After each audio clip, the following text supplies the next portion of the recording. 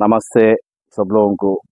ये हमारा प्रोजेक्ट है शादनगर के पास, मारुति स्टार सिटी बोलते हैं इसको। ब्यूटीफुल प्रोजेक्ट है ये। मैं खड़े हुआ ना, ये है आपको गार्डन, 2 एकड़ का गार्डन रहता पार्क को। ब्यूटीफुल प्रोजेक्ट तो शादनगर टाउन को 1 किलोमीटर रहता। National highway, Bengaluru national highway को 300 मीटर डिस्टेंस में रहता। Complete development project, DTCP RERA upload project. आपको इसमें 80% बैंक लोन आते हैं। 24,999 रुपीज पर square yard, minimum 160 square yards रहता है इसमें। Chairman A18 Telangana news Mohammed Azam Ali. ఆ చట్టాన్ని మీతోనే రాపిస్తా। తల్లిదండ్రులను చూసుకోనోళ్ళ జీతాల నుంచి 10 నుంచి 15% జీతంలో కోత విధించి మొదటి నాడు మీ అకౌంట్లో ఎట్లయితే జీతం పడుతుందో మీ జీతంలో నుంచి ఆడబిడ్డ అయినా మగబిడ్డ అయినా ఆ జీతం తల్లిదండ్రుల ఖాతాలకు పోయేటట్టు ఖాతా తెరిచి మీ జీతాలు మాత్రం అక్కడికి బదిలీ చేస్తా। అది చట్టం చేస్తా, ఆ చట్టం మీతోనే రాపిస్తా। సెక్రటేరియట్లకు ఎవరు వస్తున్నారు? రామకృష్ణారావు గారు, మనం ఒక కమిటీ వేయండి కొత్త ఆఫీసర్లతో ఆ చట్టం రాపిచ్చే దాంట్లో।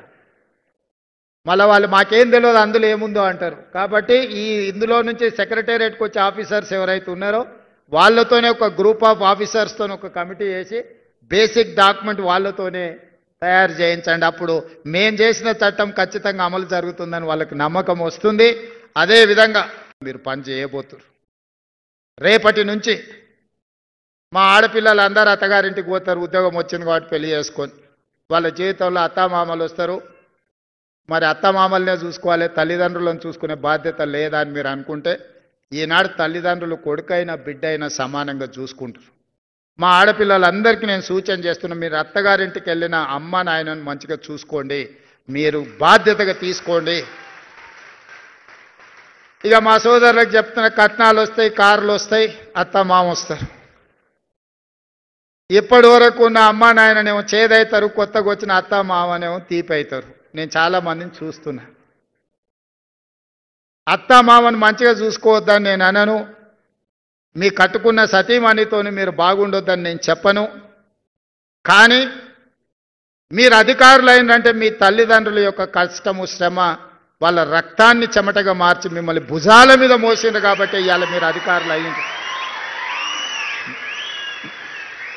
మీ తల్లిదండ్రులను మరవకండి, వచ్చిన ఊరును కన్న తల్లిదండ్రులను మరవకండి, మన నేపథ్యాన్ని మరవకండి। మీరు ఏ కుర్చీలో కూర్చున్నా మీ ఎదురుకు వచ్చి నిలబడి ఒక పేదవాడు మీ కళ్ళల్లో మీ తల్లిదండ్రులే ఒక అధికారి దగ్గర పోయి నిలబడితే ఏం పరిస్థితి ఉంటుందో మీరు అది ఒక్కసారి ఆలోచనలకు తెచ్చుకోండి।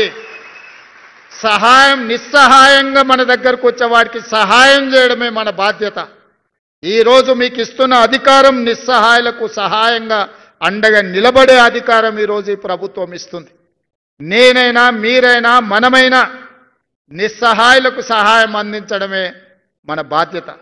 కన్న తల్లిదండ్రులను, పుట్టి పెరిగిన సొంత ఊరిని అభివృద్ధి చేసుకోవడం మన బాధ్యత।